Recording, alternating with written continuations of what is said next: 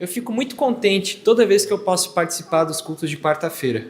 Eu admito que eu tenho poucas chances de participar por causa do meu horário de trabalho, mas ainda assim, como é bom, né?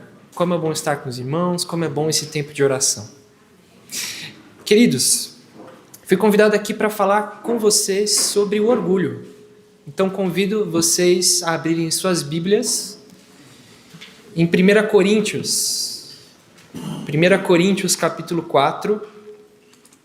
Faremos uma leitura bem breve, 2 versículos 3 e 4.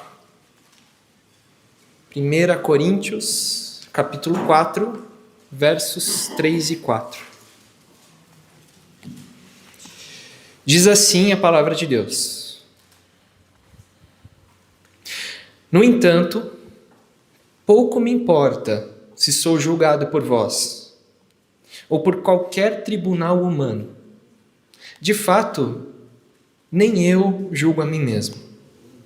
Pois embora eu esteja consciente de que não há nada contra mim, nem por isso me justifico. Pois quem me julga é o Senhor. Oremos. Deus amado, aqui está a sua palavra. Abra os nossos ouvidos, abra os nossos corações, a fim de que sejamos ministrados por Ti. A Tua palavra fala e a Tua palavra basta. Esteja conosco em nome de Jesus. Amém. Irmãos, o que é o orgulho? Sabemos que algumas pessoas já fizeram essa proposta de listar os pecados. Não é à toa que temos lidado, nos últimos cultos de quarta-feira, com os 7 pecados capitais. O primeiro que fez uma lista sobre esses 7 pecados foi um teólogo do século VI chamado Gregório Magno. É interessante que, para o Gregório, o pecado do orgulho ele tinha uma posição diferente em relação aos outros pecados.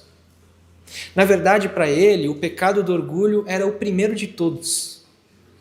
O pecado do orgulho foi o primeiro pecado cometido e ele era a raiz e a origem de todos os outros pecados. Não é à toa que na sua lista, eles não são chamados de 7 pecados capitais, mas para ele são os 7 pecados do orgulho. Agora, o que é esse pecado do orgulho?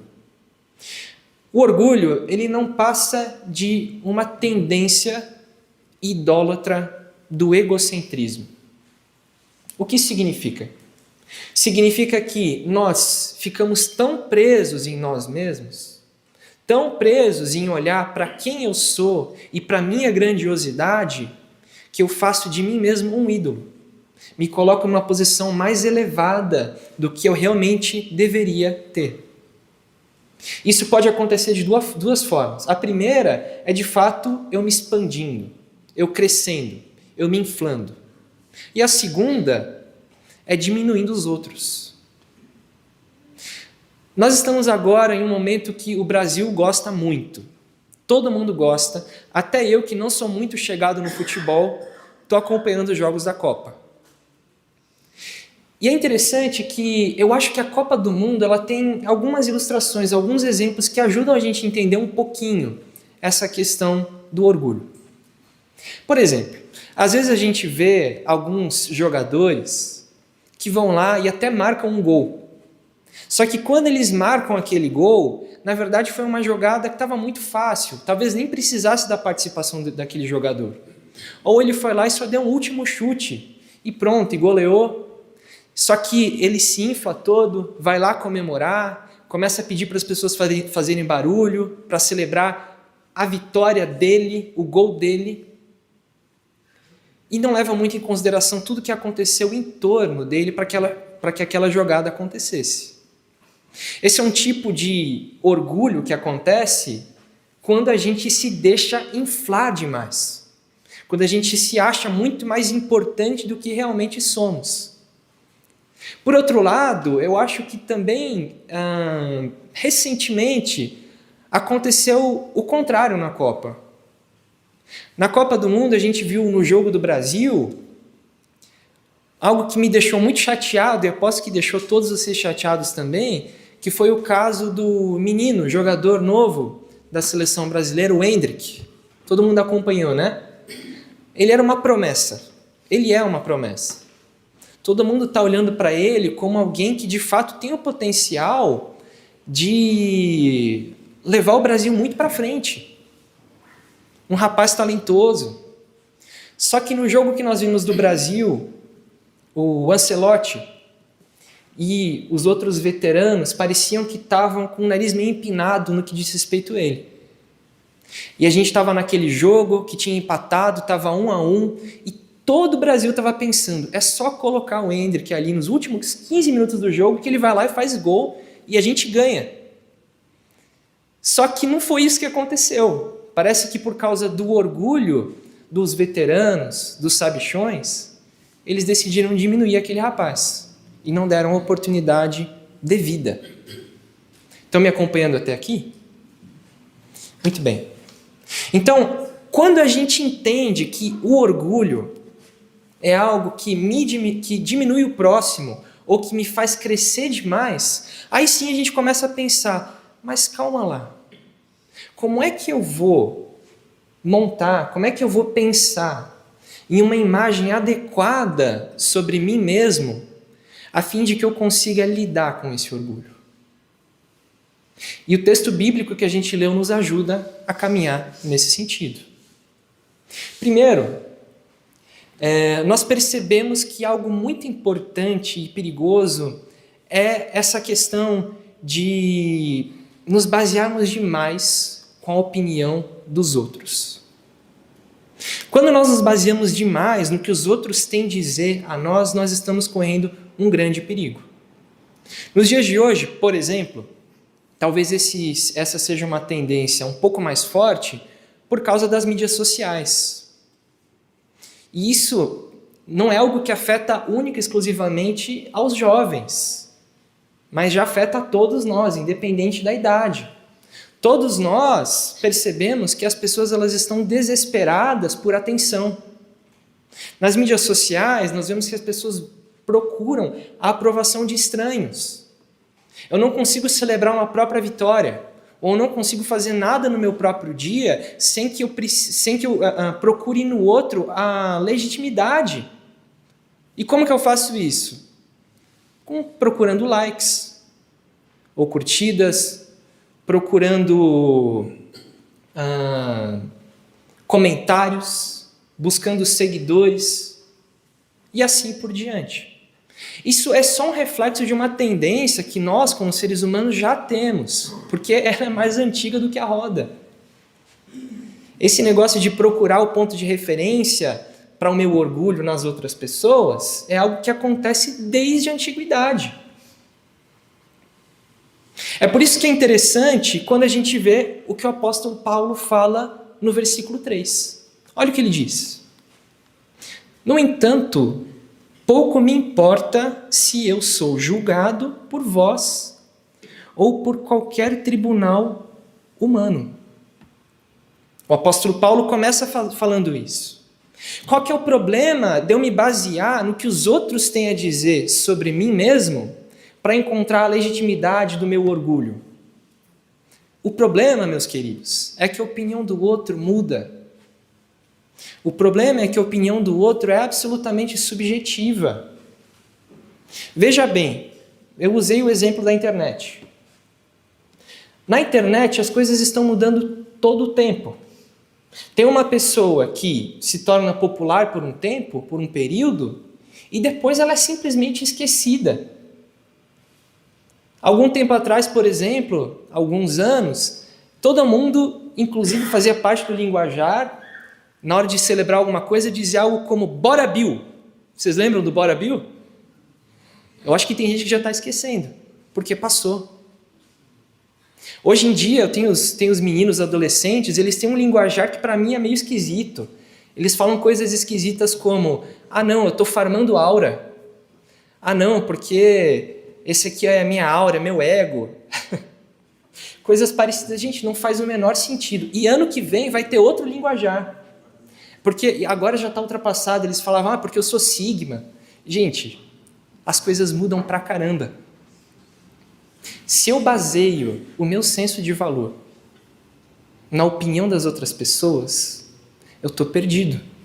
Porque hoje eu posso ser alguém que é admirado, hoje eu posso ser alguém que é referência para os outros, e amanhã eu simplesmente posso desaparecer. Hoje alguém gosta de mim, mas amanhã a minha opinião já é polêmica demais para ela. E o que eu faço com isso? Porque se eu fico me baseando ao tempo todo com o que os outros estão falando, eu estou perdido, eu estou à deriva. Ou eu vou cair no erro de querer agradar os outros todos os tempos, ou eu vou ficar recluso. E o interessante é que Jesus, ele mostra uma forma muito interessante de lidar com isso. Existe uma história que está lá em João capítulo 6. Jesus tinha acabado de fazer um baita milagre, que é o milagre da multiplicação dos pães e dos peixes. É um milagre que foi tão interessante, tão importante, que todos os evangelistas registram. E por causa disso, um monte de gente começa a seguir ele. Ele ganha vários e vários seguidores, porque ele era o homem que fez o milagre da multiplicação. Ele está aqui para alimentar a gente. E ele traz um discurso super difícil. Depois, com toda aquela multidão de seguidores, ele diz o seguinte, ó: agora eu quero que vocês pensem em outro tipo de alimento.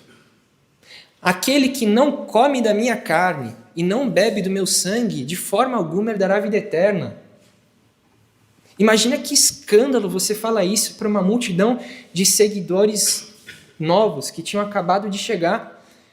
E sabe o que aconteceu?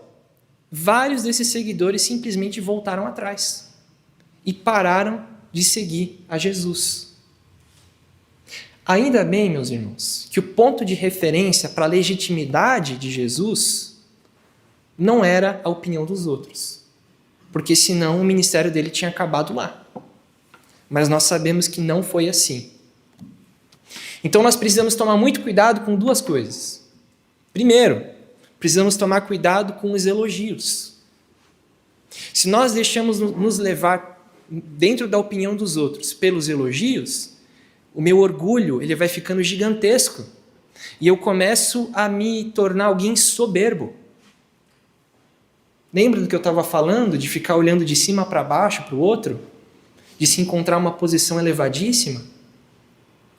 Por outro lado, a gente também tem que tomar cuidado com o desprezo do outro. A gente vai encontrar pessoas que não gostam de nós em todo lugar. E se eu me deixo levar pelo desprezo do outro, eu posso ficar em outro erro do orgulho, que é o que a gente chama de autocomiseração. O que é isso? O coitadismo. É de eu ficar olhando para mim mesmo e o meu orgulho é de dizer: olha para mim, coitado de mim.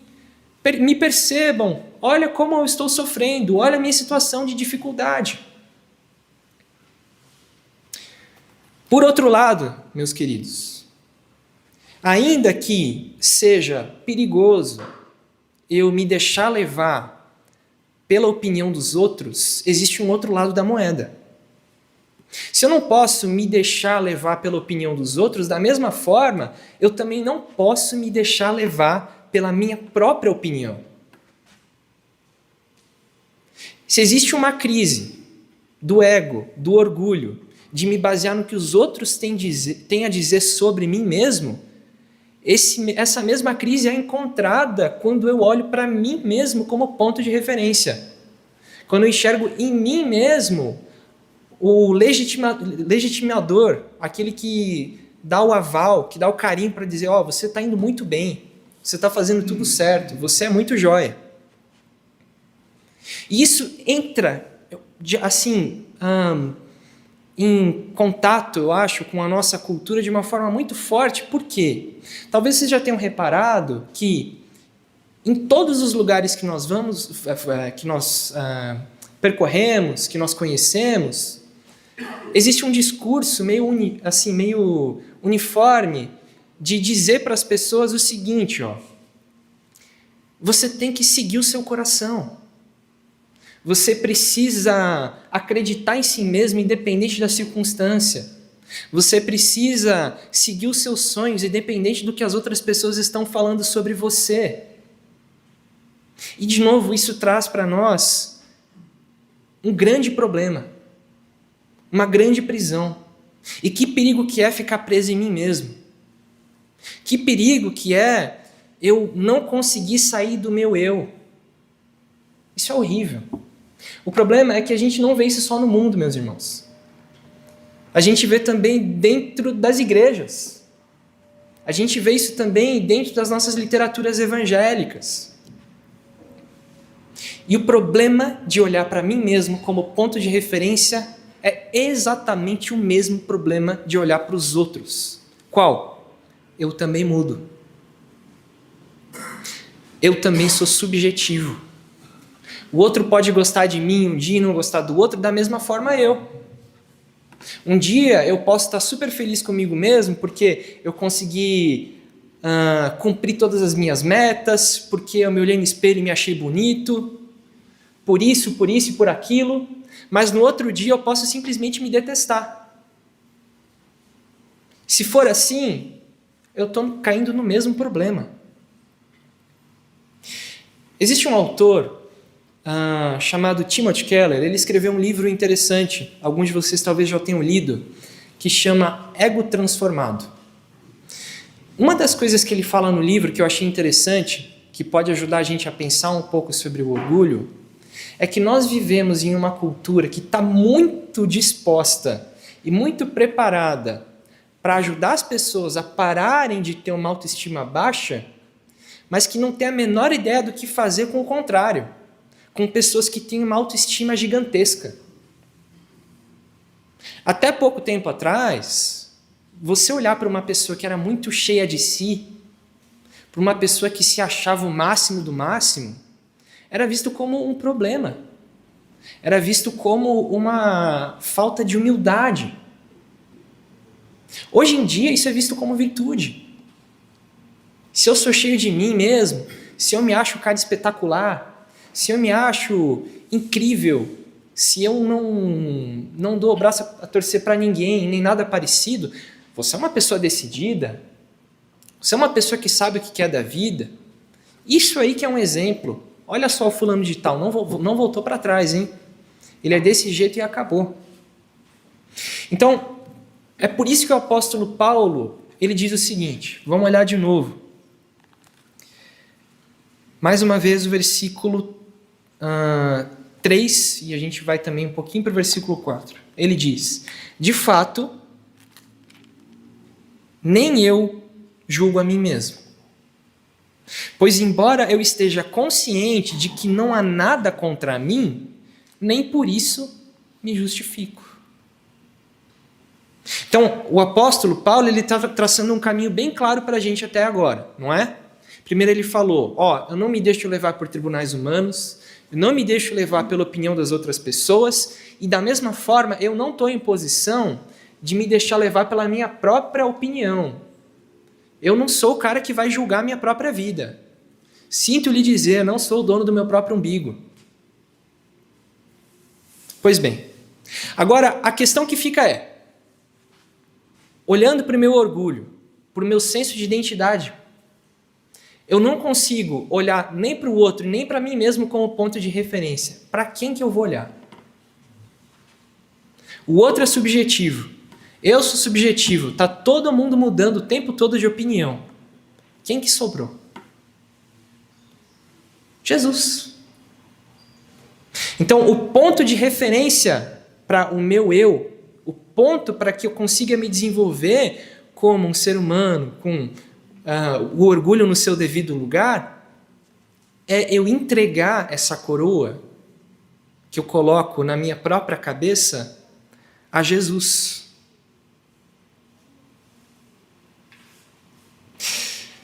O apóstolo Paulo ele usa uma linguagem muito jurídica nessa passagem. Ele fica falando sobre se justificar, nem eu me justifico, nem a tribunais humanos ou coisas parecidas. E de fato, o convite que a gente tem é de nos submetermos ao tribunal de Cristo. Vocês lembram, por exemplo, em outros momentos da Bíblia, quando a gente vê, por exemplo, o apóstolo Paulo dizendo que a paz de Cristo seja o juiz de seus corações, ou dependendo da versão, o árbitro de seus corações. A gente vê na Escritura, em todos os momentos, esse convite para parar de olhar para si mesmo como esse ponto de referência. E nisso está a essência, e nisso que se comunica o Evangelho. O Evangelho é abrir mão do meu próprio orgulho. Em que sentido? Eu não consigo participar dessa vida com Jesus se eu quero mandar na minha própria vida. Se eu quero definir os meus valores, os meus padrões. É só quando eu saio desse trono e não me permito mais me sentir em posição de superioridade aos outros, inclusive de Deus, que eu venho de encontro com Jesus. De dizer, eu me submeto, que a sua vontade seja feita. E o que Jesus faz? Qual que é a construção do eu? A construção do ego, talvez, que Jesus ele traz para cada um de nós. Jesus, ao mesmo tempo, ele não nos permite inflar o nosso ego, ele não nos permite ficarmos grandões, e ele também, ao mesmo tempo, não remove de nós o nosso senso de dignidade. Isso resulta na nossa tensão, a tensão que nós temos na vida cristã. Qual que é?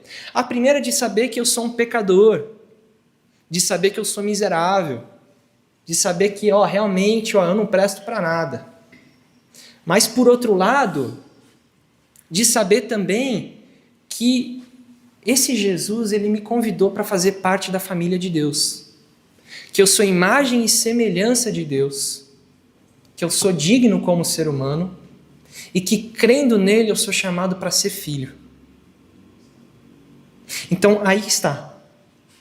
É nisso que reside a solução para o orgulho. Eu quero concluir, queridos, com uma história, um livro infantil que eu lembro que eu tinha em casa quando era criança. Não sei como foi parar lá em casa, mas é a história de um personagem engraçado chamado Marcinelo. Talvez alguns já tenham escutado a história. Marcinelo é um boneco de madeira e ele faz parte de um mundinho, de uma cidade, de uma vila cheia de outros bonecos de madeira. E eles têm uma tendência muito engraçada. Eles gostam de ficar colocando adesivos uns nos outros. Então, quando alguém acha legal, interessante, bonito aquele outro boneco, ele vai lá, pega uma estrelinha, um adesivo de estrelinha e coloca no boneco. Agora, quando o outro boneco ele é feio, quando o outro boneco ele faz algo de ruim, quando o boneco ele é meio esquisito, eles vão lá e colocam uma bolinha nele. Por um lado, os bonecos eles tinham esse senso de orgulho elevado, de ficar se achando os incríveis porque tinham mais estrelas do que os outros, de se sentir superior porque estavam cheios de adesivos de estrela, e também tinha outro senso do orgulho de ficar diminuindo o outro, reduzindo o tamanho dele, a importância dele, ao colocar um adesivo de bolinha. Só que no final da história, acontece uma coisa muito legal. No finalzinho da história, o Marcinelo ele vai se encontrar com o seu artesão, com o seu criador, que no livro é chamado do carpinteiro. Então ele vai ali na loja do artesão, para conversar com ele, e o artesão ele comenta sobre as bolinhas que esse Marcinelo tinha, que ele era todo triste porque era cheio de bolinhas, era desprezado pelos outros. E ele diz, mas olha, você não tem que se preocupar com isso. Você não tem que se importar com o que os outros eles estão dizendo sobre você, com a visão que as outras pessoas têm sobre você. A única coisa que importa para mim, Marcinelo, e que deve importar para você, é o jeito que eu te olho. E sabe como que eu te vejo? Eu te vejo como alguém muito especial. E daí no finalzinho eu pedi para o pessoal colocar uma imagem. Depois que ele tem essa conversa tão legal com o carpinteiro, esse aqui é o Marcinelo, cheio de bolinhas, as bolinhas dele começam a cair no chão. As bolinhas, os adesivos não grudam mais no Marcinelo porque não importa o que os outros têm a dizer sobre ele. Sejam estrelas, sejam bolinhas, nada disso importa. O que importa é que o criador do Marcinelo olhou para ele e disse: você é especial para mim. E é assim que deve ser conosco. Amém? Amém.